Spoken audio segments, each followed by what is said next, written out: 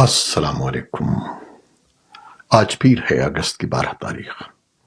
پاکستان میں اس وقت شام کے 7، بھارت میں 7:30 اور یہاں ہمارے اسٹوڈیوز کی گھڑیوں میں صبح کے 10 بج رہے ہیں۔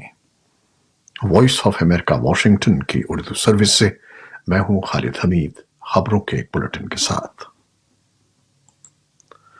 آغاز کرتے ہیں پاکستان، بھارت، افغانستان، امریکہ اور عالمی خبروں سے۔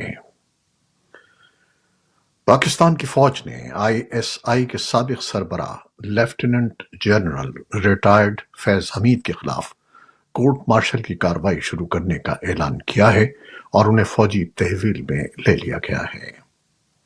پیر کو آئی ایس پی آر کی جانب سے جاری کیے گئے بیان میں کہا گیا ہے کہ سپریم کورٹ کے حکم پر ٹاپ سٹی کیس میں کورٹ آف انکوائری شروع کی گئی ہے۔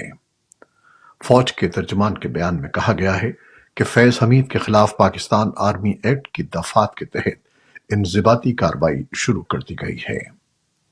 جنرل فیض حمید پر الزام ہے کہ انہوں نے اسلام آباد کی ایک ہاؤسنگ سوسائٹی پر قبضے کے لیے اپنا اثر و رسوخ استعمال کیا تھا۔ سابق وزیر اعظم عمران خان نے کہا ہے کہ پاکستان کے حالات بنگلہ دیش سے بدتر ہیں۔ انہوں نے کہا کہ یقین ہے کہ پاکستانی فوج قوم پر گولی نہیں چلائے گی۔ راولپنڈی کی اڈیالہ جیل میں 190 ملین پاؤنڈز ریفرنس کی سماعت کے موقع پر عمران خان کا میڈیا سے غیر رسمی گفتگو میں کہنا تھا کہ مخصوص نشستوں سے متعلق سپریم کورٹ کے فیصلے پر عمل درآمد نہیں کیا جا رہا۔ اب اگر آئین کی خلاف ورزی ہوئی تو ملک بھر میں عوامی تحریک شروع کرنے کا اعلان کیا جائے گا۔ آج نوجوانوں کا بین الاقوامی دن ہے۔ اقوام متحدہ نے 12 اگست کو نوجوانوں کے دن کے طور پر مختص کیا ہے۔ اس دن کا مقصد نوجوانوں سے متعلق ثقافتی اور قانونی مسائل کی طرف توجہ مبذول کرانا ہے۔ نوجوانوں کا پہلا عالمی دن 12 اگست سن 2000 کو منایا گیا تھا۔ اقوام متحدہ کے تازہ ترین اعداد و شمار کے مطابق جنوبی ایشیا کی آبادی 2 ارب سے زیادہ ہے، جس میں بھارت، پاکستان اور بنگلہ دیش سر فہرست ہیں۔ پاکستان کے 2024 کے معاشی جائزے کے مطابق ملک میں اس وقت تقریباً 45 لاکھ افراد بے روزگار ہیں۔ بھارت کے وزیر خارجہ ایس جے شنکر نے مالدیپ کا اپنا 3 روزہ سرکاری دورہ اتوار کو مکمل کر لیا۔ چین کے حامی محمد معیزو کے گزشتہ سال نومبر میں صدر کا عہدہ سنبھالنے اور بھارت سے مالدیپ کے تعلقات کشیدہ ہونے کے بعد بھارت کی جانب سے یہ پہلا اعلیٰ سطحی دورہ تھا۔ اس موقع پر جے شنکر نے مالدیپ کی قیادت کو یہ یقین دلایا کہ مالدیپ خطۂ بحر ہند میں امن و استحکام اور خوشحالی کے قیام کے لیے بھارت کا ایک اہم شراکت دار ہے۔ انہوں نے مالدیپ کے صدر محمد معیزو، اپنے ہم منصب اور دیگر وزراء سے بھی ملاقات کی اور باہمی دلچسپی کے امور پر وسیع تر تبادلہ خیال کیا۔ دونوں ملکوں میں اقتصادی نوعیت کے 6 معاہدے بھی ہوئے، لیکن کوئی دفاعی معاہدہ نہیں ہوا۔ بنگلہ دیش کے نئے عبوری رہنما محمد یونس نے کہا ہے کہ ملک شیخ حسینہ کی معزولی کے بعد طلبہ کی قیادت میں انقلاب کا سامنا کر رہا تھا۔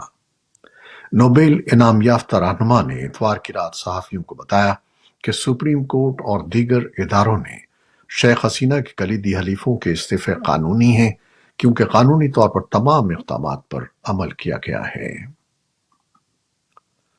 ہیومن رائٹس واچ نے کہا ہے کہ طالبان نے 15 اگست سن 2021 کو افغانستان میں اقتدار سنبھالنے کے بعد سے خواتین کے حقوق کا دنیا کے سب سے سنگین بحران پیدا کر دیا ہے۔ طالبان کے دور میں افغانستان واحد ملک ہے جہاں لڑکیوں کے لیے 6ٹھی جماعت سے آگے تعلیم پر پابندی ہے۔ افغانستان کے بارے میں اقوام متحدہ کے خصوصی نمائندے رچرڈ بینٹ نے اس صورتحال کو تعصب، علیحدگی، انسانی وقار کی بے عزتی اور خواتین اور لڑکیوں کو خارج کرنے کا ایک ادارہ جاتی نظام قرار دیا۔ خواتین اور لڑکیوں کے حقوق پر سخت پابندیوں کے علاوہ طالبان نے آزادی اظہار اور میڈیا پر سخت پابندیاں عائد کی ہوئی ہیں اور مظاہرین، ناقدین اور صحافیوں کو حراست میں لے کر ان پر تشدد کیا جاتا ہے۔ तालिबान अपनी इन पाबंदियों का दिफा करते आए हैं और इस रिपोर्ट पर उनका रद्द अमल सामने नहीं आया।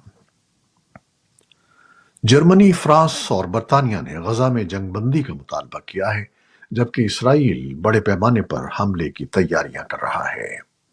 यूरोपीय रहनुमाओं के बयान में कहा गया है कि लड़ाई अब खत्म होनी चाहिए और हमास के ज़ेरे हिरासत तमाम यरगमालियों को रिहा किया जाना चाहिए। उनका कहना था कि गजा के लोगों को इमदाद की फौरी और बिला रोक टोक तरसील और तकसीम की जरूरत है। दूसरी जानिब हमास ने अमरीका और दूसरे सालिसों पर जोर दिया है कि वो सदर जो बाइडन के तजावीज़ की रोशनी में जिस मंसूबे पर गुज़श्ता माह इत्तेफाक हुआ था उस पर अमल दरामद यकीनी बनाएं। उधर इसराइल ने खान यूनुस समेत जुनूबी गजा के महफूज जोन करार दिए गए मुतअद्दिद इलाकों से एक बार फिर फलस्तीनियों को इनखला का हुक्म दिया है।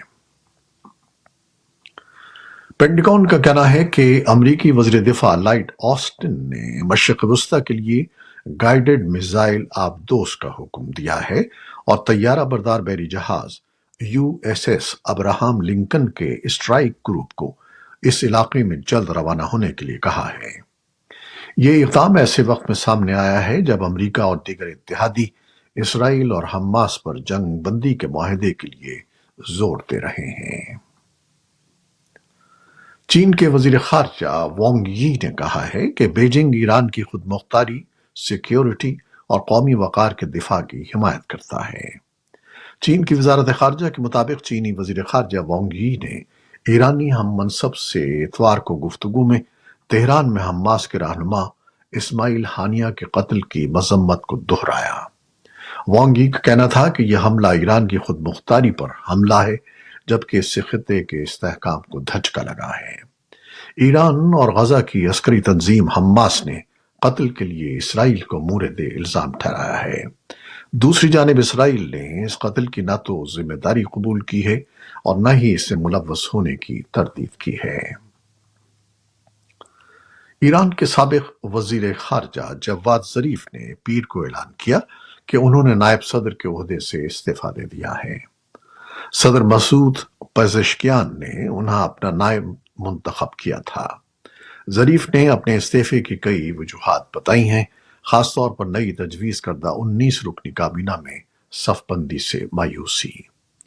जरीफ एतदाल पसंद सदर हसन रूहानी की हुकूमत में सन 2013 और सन 2021 के दरमियान ईरान के आला सिफारतकार थे, जिन्होंने बड़ी आलमी ताकतों के साथ सन 2015 के जौहरी मुआहदे पर बातचीत की थी। रूस के कर्सिक के इलाके के गवर्नर ने पीर को सदर व्लादिमीर पुतिन को बताया कि तकरीबन 2000 अफराद की आबादी वाली 28 बस्तियों पर यूक्रेन के फौजियों का कंट्रोल है। इस इलाके पर यूक्रेन ने हमला किया है। यूरोप के सबसे बड़े जौहरी बिजली घर में आग लगने पर रूस और यूक्रेन एक दूसरे पर इल्जामात लगा रहे हैं। ज़ापोरिज़िया न्यूक्लियर पावर प्लांट में इतवार की शब आग लगी थी। इस आतिशज़दगी के बाद रूस और यूक्रेन दोनों जानिब से तस्दीक की गई है कि यहां किसी किस्म की ताबकारी का इखराज नहीं हुआ। International atomic energy agency IAEA के सरबराह राफेल ग्रोसी ने इल्जाम आयद किया और इस बयान में खबरदार किया कि ये हमले प्लांट की जौहरी हिफाजत को खतरे में डालते हैं और जौहरी हादसे के खतरे में इजाफा करते हैं। उन्हें अब रोकना चाहिए। ओलंपिक्स। फ्रांस के दारुल हुकूमत पेरिस में खेलों की दुनिया के सबसे बड़े मुकाबले ओलंपिक्स का इख्तिताम हो गया है।